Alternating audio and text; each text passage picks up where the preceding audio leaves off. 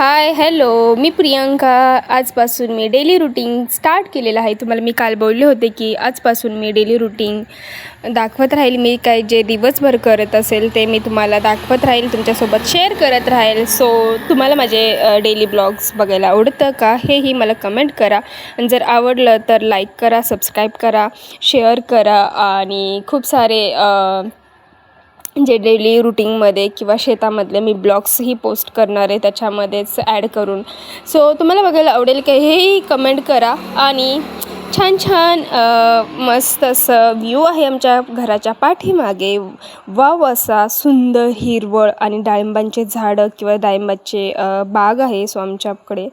चलो म्हटलं आता आपण बघूयात. मी सकाळी उठले आणि ब्रश करतसुद्धा मी व्हिडिओ काढत पोस्ट करत बसलेले. सो मी फायनली फ्रेश झाले आणि त्याच्यानंतर मी नाश्ता करून घेतला. ब्लॅक टी आणि कांदे पोहे बनवले आहेत, सो मी बनवले होते. आणि चला म्हटलं आता फेरफटका मारून यावेत आपल्या शेतामध्ये. फेरफटका मारल्याशिवाय आपल्याला काही जमत नाही आहे, सो त्याच्यासाठी मी फेरफटका मारून आले. सो जेव्हा आपण शेतामध्ये फिरत असतो तेव्हा माइंड फ्रेश होतं आणि बघायला असं हिरवळ बघायला भेटलं की असं विचार वगैरे काही येत नाही आहेत किंवा दुसऱ्यांमध्ये वेळ घालवण्यापेक्षा स्वतःमध्ये वेळ घालवण्याला नेहमीच चांगलं असतं. हे आमचा चिक्क्या कुठून पण लांबून आवाज दिला ना चिकू म्हणून की लगेच चिकू आमचा पळत असतो. आणि चला मी तुम्हाला दाखवते. डाळिंबांना डाळिंब आले छोटे छोटे नाजूक, तर कळ्या वगैरे आहेत. आणि हे डाळिंब पण आहे खूप सुंदर दिसायला, खूप सुंदर आहे. बघा हा कसे डाळिंब आहेत, छोटे छोटे नाजूक लागलेत. तर अजून धरलेले नाही आहेत पण आत्ता धरायचे चाललेले आहेत. म्हणजे अजून तानावरती धरले. तानावरती म्हणजे त्याला पाणी वगैरे नाही द्यायचं, मग त्याला ताण बोलतात. मग ते ताण धरलेलं आहे तोपर्यंत छटायच्यात एवढे छान कळ्या आणि खूप सुंदर डाळिंब लागलेले आहेत.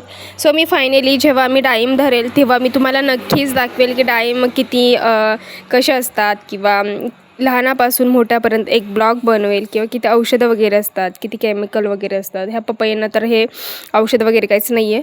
तसंच डाळिंबांना थोडेफार लिक्विड वगैरे असतात. तर मी तुम्हाला शेअर करेल की किती औषध असतात किंवा काही किती कोणत्या फळांना किती औषधं वापरले जातात, ते आपल्यासाठी चांगले आहेत का किंवा हे मी तुमच्यापर्यंत शेअर करेल. हे आहे आमच्याकडे पावसाचं वातावरण, खूप सुंदर बघायला भारी वाटत होतं. सो म्हटलं आता चला आपण एक छान एक ब्लॉग बनवूयात.